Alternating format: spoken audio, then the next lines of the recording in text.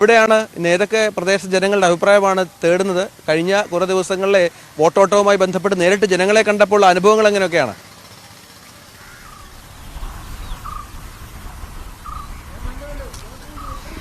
Ranjith, Kiran, good morning. ഞാനിന്നുള്ളത് Pathanamthitta private bus സ്റ്റാൻഡിലാണുള്ളത്. നമുക്ക് അതിനു മുമ്പ് തന്നെ ഈ കുറച്ച് ദൃശ്യങ്ങൾ ഞാൻ കാണിക്കാം. ഈ പ്രൈവറ്റ് ബസ് സ്റ്റാൻഡിന്റെ ഒരു നിലവിലെ സാഹചര്യമാണ് ഈ കാണുന്നത്. അതായത് ദീർഘകാലമായി ഇവിടുത്തെ ആളുകളൊക്കെ പറയുന്ന ഒരു പ്രശ്നമാണ് ബസ് സ്റ്റാൻഡ് പരിസരമൊക്കെ തന്നെ വലിയ രീതിയിൽ ഇത്തരത്തിൽ വെള്ളക്കെട്ടായി കിടക്കുന്നു. ഒപ്പം തന്നെ അത് പരിഹരിക്കാൻ ജനപ്രതിനിധികൾ തയ്യാറാകുന്നില്ല. നേരത്തെ തന്നെ നമുക്കറിയാം, മുൻകാലങ്ങളിൽ കഴിഞ്ഞ 2019 തെരഞ്ഞെടുപ്പിലൊക്കെ തന്നെ വീണ ജോർജും ലോക്സഭാ തെരഞ്ഞെടുപ്പിലേക്ക് മത്സരിക്കുന്ന വേളയിലൊക്കെ തന്നെ വലിയ രീതിയിൽ വിമർശനം നേരിടേണ്ടി വന്ന ഒരു സാഹചര്യം കൂടി ഉണ്ടായിരുന്നു അന്നൊക്കെ തന്നെ. അത് KSRTC ബസ് സ്റ്റാൻഡ് ആയാലും ഒപ്പം തന്നെ പ്രൈവറ്റ് ബസ് സ്റ്റാൻഡ് ആയാലും ഇതേ സാഹചര്യം തന്നെയാണ് നിലവിലുള്ളത്. യാത്രക്കാർക്ക് നടന്നു വരാൻ പോലും പറ്റാത്ത തരത്തിലുള്ള അതിരൂക്ഷമായ പ്രതിസന്ധിയാണ് ഇവിടുത്തെ ജനങ്ങൾ നേരിടുന്നത് എന്നുള്ളത് തന്നെയാണ്. ഞാൻ അതുകൊണ്ട് തന്നെയാണ് ഇന്ന് വോട്ടോട്ടം ഇവിടുന്ന് തന്നെ ആരംഭിക്കാമെന്ന് തീരുമാനിക്കുകയും ചെയ്ത് ഇവിടുത്തെ ജനങ്ങളുടെ പ്രതികരണം കൂടി നമുക്ക് തേടേണ്ടതായിട്ടുണ്ട്. എന്തായാലും വലിയ ചൂടുപിടിച്ച പ്രചരണ പരിപാടികൾ ഈ പത്തനംതിട്ട കേന്ദ്രീകരിച്ച് നടത്തുന്നുണ്ട്. കഴിഞ്ഞ ദിവസം കൊല്ലത്ത് നമ്മൾ യാത്രയുടെ പര്യടനം നടത്തിയപ്പോൾ തന്നെ അവിടുത്തെ ജനങ്ങളുമായി നേരിട്ട് സംവദിക്കാൻ സാധിച്ചു. കൂടുതൽ പ്രതികരണങ്ങൾ ഉണ്ടായിരുന്നു. പലരും അവരുടെ അഭിപ്രായങ്ങൾ പങ്കുവയ്ക്കുകയും ചെയ്തു. പലരും വോട്ട് ചെയ്യാൻ പോകുന്നില്ല എന്നുള്ള പരാമർശങ്ങളൊക്കെ കഴിഞ്ഞ വർഷം നടത്തിയിരുന്നു. അതായത് പല വാഗ്ദാനങ്ങളും നൽകുന്നുണ്ട്, പക്ഷെ അത് ആ തെരഞ്ഞെടുപ്പ് വേളയിൽ മാത്രമാണ്. ആ ഉറപ്പുകൾ പാലിക്കാൻ ഈ നേതാക്കൾ തയ്യാറാകുന്നില്ല. ആ സമയത്ത് മാത്രമാണ് അവിടേക്ക് തിരിഞ്ഞു നോക്കുന്നത്. അതായത് നമ്മൾ കശുവണ്ടി ഫാക്ടറിയിലൊക്കെ പോയിരുന്നു. അവിടുത്തെ ജീവനക്കാർ അതേ സമാനമായ പ്രതികരണം നടത്തുന്നു. കൂടാതെ ഹാർബറിൽ പോയിരുന്നു, നീണ്ടകര ഹാർബറിലൊക്കെ അതേ സമാന പ്രതികരണമായിരുന്നു ഈ ഒരു ജനങ്ങളുടെ ഭാഗത്തുനിന്നും ഉണ്ടാവുകയും ചെയ്ത്. അതേ രീതിയിൽ തന്നെയാണ് പത്തനംതിട്ടയിലേക്ക് ഞങ്ങൾ ഇന്നലെ വൈകിട്ടോടുകൂടി ഇവിടെ പത്തനംതിട്ടയിലേക്ക് എത്തുകയും ചെയ്തു. ഏകദേശം ഒരു 7 മണിയോടുകൂടി ഇവിടേക്ക് എത്തുകയും ചെയ്തു. അതിനുശേഷം നിരവധി ആളുകളെ കാണുകയും ജനങ്ങളുടെ അഭിപ്രായങ്ങൾ തേടുകയും ചെയ്യുകയും ചെയ്തിരുന്നു. അതിലായിരുന്നു അവർ പ്രധാനമായും ചൂണ്ടിക്കാണിച്ചിരുന്നത്. അവർ പറഞ്ഞൊരു കാര്യമുണ്ട്, പല റോഡുകളും, അതായത് ശബരിമല അടക്കമുള്ള പാതകളാണ് ഇവിടെയുള്ളത്, ആ റോഡുകളൊക്കെ കൃത്യമായി പണിയുന്നുണ്ട് എങ്കിലും മറ്റു റോഡുകൾ വലിയ ശോചനീയാവസ്ഥ നേരിടുന്നു എന്നുള്ളത് തന്നെയാണ്. അതാണ് പത്തനംതിട്ടയെ സംബന്ധിച്ച് പ്രധാനമായും എടുത്തു പറയേണ്ടത്. ഞാൻ ഈ കാണുന്ന ഈ പ്രദേശങ്ങളിലെല്ലാം തന്നെ കൂടുതൽ ആളുകൾ എത്തി പല സ്ഥലങ്ങളിലേക്കും യാത്ര ചെയ്യുന്ന ഒരു മേഖലയാണ്. ഇവിടെയാണ് ഈ ഒരു വലിയ പ്രതിസന്ധി നേരിടുകയും ചെയ്യുന്നത്. നമുക്ക് അവരോട് തന്നെ ചോദിക്കുകയും ചെയ്യാം. ചേട്ടാ, ഇലക്ഷനൊക്കെ ആണല്ലോ, ഈ സ്ഥാനാർത്ഥികൾ പര്യടനമൊക്കെ ആയിട്ട് ഇവിടേക്ക് എത്തുകയൊക്കെ ചെയ്തിട്ടുണ്ടായിരുന്നു. അപ്പം തന്നെ ഈ ബസ് സ്റ്റാൻഡ് വളരെ ദീർഘകാലമായി ഇങ്ങനെ ഈ വെള്ളക്കെട്ടായി മഴ പെയ്ത് കഴിഞ്ഞാൽ തന്നെ ആളുകൾക്ക് ഇവിടേക്ക് ഒന്ന് വരാൻ പറ്റുന്ന ഒരു സാഹചര്യം ഉണ്ടാകില്ല അല്ലേ? ഇപ്പോൾ അതിന്റെ പണികൾ നടക്കുന്നുണ്ടല്ലോ. പണികൾ നടന്ന് തീർന്നു കഴിയുമ്പോൾ റെഡി ആവുമല്ലോ. അത് കുറച്ച് ദിവസത്തെ കാര്യം, 1 മാസത്തിനുള്ളിൽ റെഡി ആവും. അത് കുറച്ച് നാളുകൊണ്ട് ഇതായിട്ട് കിടക്കുകയായിരുന്നു. അപ്പോൾ അത് ഏകദേശമൊക്കെ പണി നടന്നുകൊണ്ടിരിക്കുന്നു. അത് ഗവൺമെന്റിന്റെ കാര്യങ്ങളല്ലേ, അത് അതിന്റെ മുറ പോലെല്ലാം നടക്കുകയുള്ളൂ. അപ്പം തെരഞ്ഞെടുപ്പുകളുമായിട്ടും ഇതുമായിട്ട് എനിക്ക് ബന്ധമുണ്ടെന്ന് തോന്നുന്നില്ല. അവർ വന്നു പോകുന്നു എന്നുള്ളതല്ലാതെ. ഇപ്പോൾ 15 വർഷമായിട്ടൊരു MP ഇവിടെ ഉണ്ടായിരുന്നു, പക്ഷേ ഉള്ളതായിട്ട് ഞങ്ങൾക്ക് കണ്ടിട്ടില്ല. അത് അതിൽ കൂടുതലൊന്നും പറയാനില്ല. അതായത് ആന്റണി ഈ കാര്യത്തിലൊന്നും ഇടപെടലൊന്നും നടത്തുന്നില്ല. ഉണ്ടായിരുന്നെങ്കിൽ ഈ പണി തീർന്നേനെയല്ലോ. ഒരു മാറ്റം വേണമെന്നാണല്ലേ? മാറ്റം തീർച്ചയായിട്ടും ഉണ്ടാവണം. എല്ലാ കാര്യത്തിലും മാറ്റം ഉണ്ടാകണ്ടേ? അതുപോലെ മാറ്റം തീർച്ചയായിട്ടും ഉണ്ടാവണം. ഇവിടെ 15 കൊല്ലമായിട്ട് ചെയ്തതായി കുറെ ഹൈമാക്സ് ലൈറ്റുകൾ വെച്ചതായിട്ട് കാണുന്നുണ്ട്. അല്ലാതെ ഒന്നും കാണുന്നില്ല. അതിപ്പം വെച്ചതൊക്കെ കത്താത്ത അവസ്ഥയിലുമാണ്. വേറെ ഒന്നും കണ്ടതായിട്ട് അറിയില്ല. തീർച്ചയായും അങ്ങനെ ഒരു പ്രതികരണമാണ് വരുന്നത്. ഹൈമാസ് ലൈറ്റ് മാത്രമാണ് അത്. നമ്മൾ പലയിടത്തും കേട്ടോ കിരൺ, രഞ്ജിത്ത്, പലയിടത്ത് പോകുമ്പോഴും പല MP-മാരുടെ ഭാഗത്തു നിന്ന് ഈ ഹൈമാസ്ക് ലൈറ്റുകൾ വെക്കുന്നതല്ലാതെ മറ്റൊരു വികസന പ്രവർത്തനങ്ങളും ഉണ്ടാകില്ല എന്നുള്ളത് തന്നെയാണ്. നമുക്ക് ആറ്റിങ്ങിൽ നിന്ന് അതേ രീതിയിലുള്ള പ്രതികരണമായിരുന്നു കഴിഞ്ഞ ദിവസം അങ്ങേ ദിവസം ജനങ്ങളുടെ ഭാഗത്തു നിന്നുണ്ടായിരുന്നത്. ഹൈമാസ്ക് ലൈറ്റുകൾ മാത്രം വെച്ചുകൊണ്ട് ഉള്ള ഒരു പ്രവർത്തനം മാത്രമാണ് MP-മാരുടെ ഭാഗത്തു നിന്ന് ഉണ്ടാകുന്നത് എന്നുള്ളൊരു വിമർശനമായിരുന്നു അവർ ഉന്നയിച്ചത്. ഇതേ രീതിയിൽ തന്നെയാണ് ഇവിടുത്തെ ജനങ്ങളും പ്രതികരിക്കുകയും ചെയ്യുന്നത്. ഇവിടെയും സമാനമായ സാഹചര്യം ഉണ്ടാകുന്നു എന്നുള്ളത് തന്നെയാണ്. വളരെ ശോചനീയ അവസ്ഥയിലേക്ക് കൂടിയാണ് ഇവിടെ ഈ ഒരു ഞാനിപ്പോൾ നിൽക്കുന്ന ബസ് സ്റ്റാൻഡ് പരിസരം കൂടി മാറുന്നത്. കൂടുതൽ പ്രതികരണങ്ങളൊക്കെ കൂടി നമുക്ക് പോകേണ്ടതായിട്ടുണ്ട്. എങ്ങനെയാണ് തെരഞ്ഞെടുപ്പ് കൂടുതൽ ചൂടിലേക്ക് വരികയാണ്? ഇനി കുറച്ച് ദിവസങ്ങൾ മാത്രമേ ഉള്ളൂ പോളിംഗ് ബൂത്തിലേക്ക് എത്താൻ. എങ്ങനെയാണ് ഇവിടുത്തെ ഒരു തെരഞ്ഞെടുപ്പ്, ഇവിടുത്തെ MP-യുടെ ഒരു പ്രവർത്തനം? ഇപ്പം തന്നെ ഏതെങ്കിലും ഒരു തരത്തിൽ മാറ്റം വേണമെന്ന് ആഗ്രഹിക്കുന്നുണ്ടോ? അങ്ങനെയുണ്ട്. എല്ലാവരും ആരും ചോദിച്ചാൽ ഇതൊക്കെ തന്നെയാണ്, അല്ലാതെ പ്രത്യേകിച്ചൊന്നും മാറ്റമൊന്നും ഉണ്ടാവത്തില്ല. ഇനി അടുത്ത ആൾ വന്നാലും വേറെ പ്രത്യേകിച്ച് ഇവിടെ മാറ്റമൊന്നും വരാൻ കാണുന്നില്ല. കാരണം ഈ പത്തനംതിട്ടയുടെ നിലവിലെ അവസ്ഥ കണ്ടില്ലേ, എല്ലാം ഒരു പണികളും പൂർത്തീകരിക്കത്തില്ല, യാതൊരു വികസനവും ഇല്ലാതെ.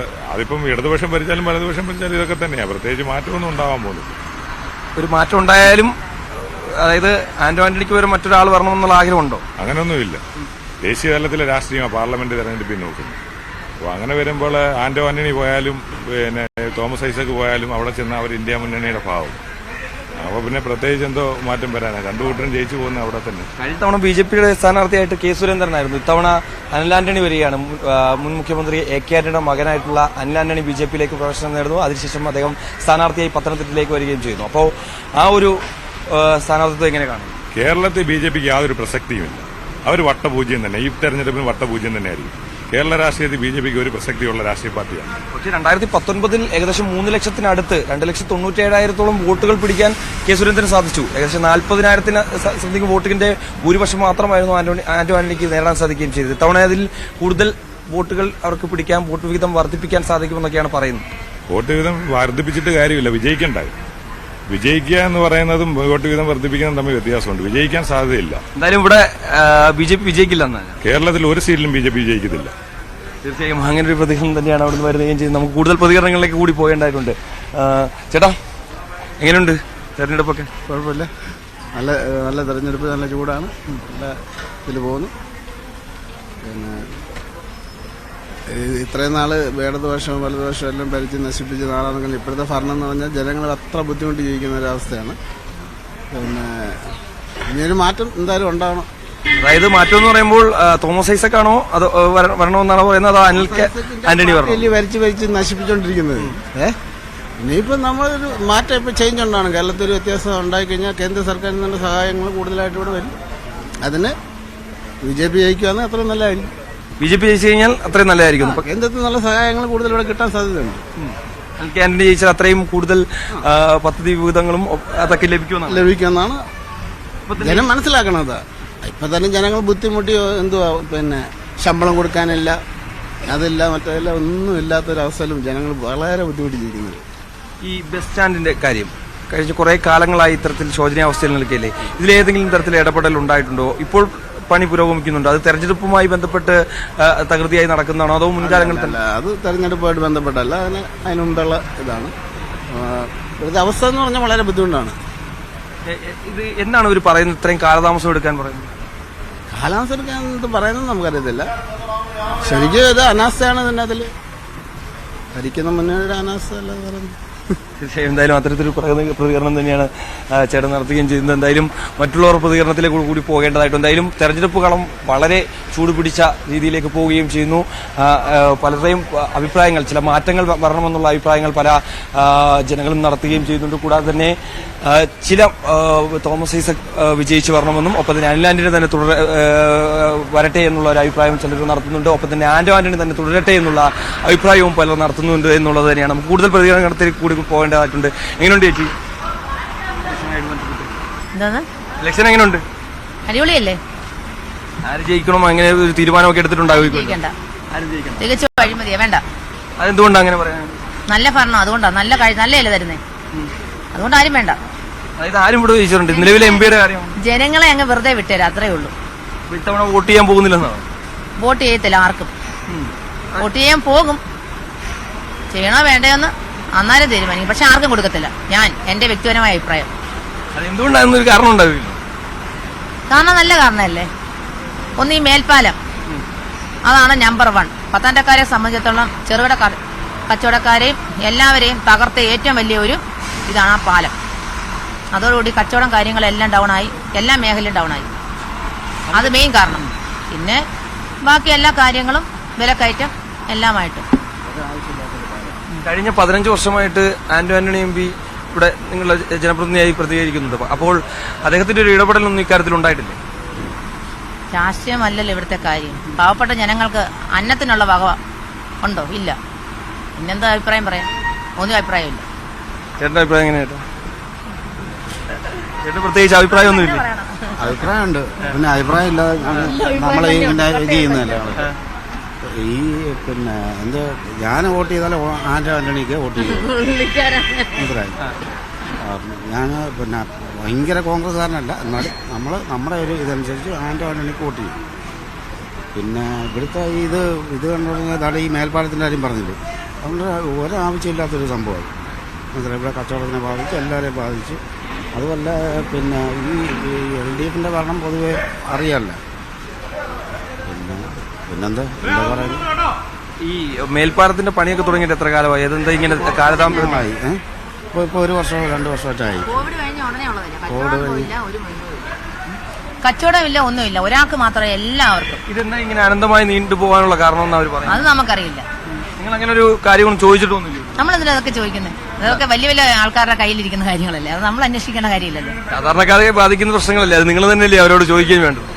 അത് അത് ഓരോരുത്തരെ പ്രൊമോട്ട് ചെയ്തായിരിക്കുമല്ലോ അത് ചെയ്യുന്നത്, അല്ലേ? ആർക്ക് വേണ്ടി, എവിടം വരെ അതിന്റെ എൻഡ്, എവിടം വരെ തുടക്കം, അത് ഊഹിക്കാൻ പറ്റുന്നതേ ഉള്ളൂ. അപ്പൊ പിന്നെ ആർക്ക് വേണ്ടിയിട്ടാണെന്ന് അത് നന്നായിട്ട് പൊതുജനങ്ങൾക്ക് അഭിപ്രായം അറിയാൻ പറ്റും. പിന്നെന്തിനാ അങ്ങനെയുള്ള പ്രതികരണമാണ് നടത്തുന്നത്. കൂടുതൽ പ്രതികരണങ്ങളിലേക്ക് പോയേണ്ടതായിട്ടുണ്ട്. ചേട്ടാ, എങ്ങനെയുണ്ട് തെരഞ്ഞെടുപ്പൊക്കെ? കുഴപ്പമില്ല. എന്നാലും ആര് ഇവിടെ വിജയിക്കുമെന്നൊക്കെ ഉള്ളൊരു പ്രഡിക്ഷനൊക്കെ ഉണ്ടാവുമായിരിക്കും? വിജയിക്കുമെന്നുള്ളത് നമ്മൾ പാടാൻ കഴിക്കുന്ന കാര്യങ്ങളല്ല. 3 നല്ല സ്ട്രോങ് സ്ഥാനാർത്ഥികളായതുകൊണ്ട് നമുക്കൊന്നും പറയാൻ പറ്റാത്ത അവസ്ഥയിലാണ് ഇപ്പോൾ കാര്യങ്ങൾ മുന്നോട്ട് പോയിക്കൊണ്ടിരിക്കുന്നത്. പിന്നെ യുവജനങ്ങളുടെ ഇടയിൽ ആന്റണി സാറിന്റെ മോനും പിന്നെ ആന്റണി സാറും ഒക്കെ എല്ലാവരും അറിയുന്ന ആളുകളായതുകൊണ്ട് ഒന്നും പ്രയോജനമൊന്നും പറ്റാത്ത അവസ്ഥയാണ്. ഇത്തവണ അനിൽ ആന്റണി ഒരു മുന്നേറ്റം നടത്തുമെന്ന് തോന്നുന്നു. മുന്നേറ്റം നടത്താൻ ചാൻസ് ഉണ്ട്. യുവതലമുറയുടെ ഇടയ്ക്ക് ഇപ്പോൾ അദ്ദേഹം ഒരു സ്ട്രോങ് കണ്ടസ്റ്റ് ആയതുകൊണ്ട് ചെറിയ മുന്നേറ്റം നടത്താൻ ചാൻസ് ഉണ്ട്. അവരൊക്കെ ഇവിടെ പ്രചരണത്തിന് വന്നായിരുന്നോ? ആന്റണി സാറിന്റെ മോൻ ഇതുവരെ പ്രചരണത്തിന് എത്തിയിട്ടില്ല. ബാക്കിയുള്ളവരൊക്കെ എത്തിയായിരുന്നു. തോമസ് ഐസക്കാണ് ഇത്തവണ LDF സ്ഥാനാർത്ഥിയായിട്ടുണ്ട്. ഒരു വലിയ മികച്ച പ്രകടനം കാഴ്ചവെച്ച് ഈ സിറ്റിംഗ് സീറ്റ് UDF നിന്ന് പിടിച്ചെടുക്കാൻ ആണ് അദ്ദേഹത്തെ ഇറക്കിയിരിക്കുന്നത്. അപ്പോൾ അത്തരത്തിലുള്ളൊരു പ്രകടനം അദ്ദേഹത്തിന്റെ ഭാഗത്തുനിന്നുണ്ടാകും തോന്നുന്നു. തീർച്ചയായിട്ടും ചെറിയൊരു മുന്നേറ്റം ഐസക് സാറിന്റെ ഭാഗത്തുനിന്ന് ഉണ്ടാവാൻ ചാൻസ് ഉണ്ട്. കാരണം എന്ന് പറഞ്ഞാൽ അദ്ദേഹം ധനമന്ത്രിയായിരിക്കുമ്പോൾ നല്ല കാര്യങ്ങളൊക്കെ കേരളത്തിന് വേണ്ടി ചെയ്തിട്ടുള്ള ഒരു വ്യക്തിയായതുകൊണ്ട് ഒരു മുന്നേറ്റം ഉണ്ടാവാൻ ചാൻസ് ഉണ്ട്. പിന്നെ ആന്റണി സാറ് കോൺഗ്രസിന്റെ ഒരു ചെറിയൊരു ഒരു മുന്നേറ്റമുള്ള ഒരു സ്ഥലമായതുകൊണ്ട് ഒന്നും പറയാൻ പറ്റാത്ത അവസ്ഥയാണ്. അങ്ങനെയാണല്ലേ ചേട്ടന്റെ പ്രതികരണം? കേട്ടാ എങ്ങനെയുണ്ട്? തെരഞ്ഞെടുപ്പൊക്കെ അല്ലേ, എങ്ങനെയുണ്ട്? എങ്ങനെയുണ്ട്? സ്ഥാനാർത്ഥികളൊക്കെ കണ്ടായിരുന്നു? ആരൊക്കെയാ നിൽക്കുന്നത് അറിഞ്ഞിരുന്നോ? അറിയാം. ആർക്കൊപ്പം ആയിരിക്കും ഇത്തവണ? ജോസഫ് തോമസ് ഐസക്കിനായിരിക്കണം ചാൻസ്. അതെന്തുകൊണ്ടാണ് അങ്ങനെ പറയുന്നത്? പുള്ളി നല്ല കാര്യങ്ങളൊക്കെ മന്ത്രിയായിരുന്നപ്പോൾ നല്ല കാര്യങ്ങളൊക്കെ ഈ കേരളത്തിന് വേണ്ടി ചെയ്തിട്ടുണ്ട്. അതുകൊണ്ട് പുള്ളിയെ നല്ല മതിപ്പല്ല.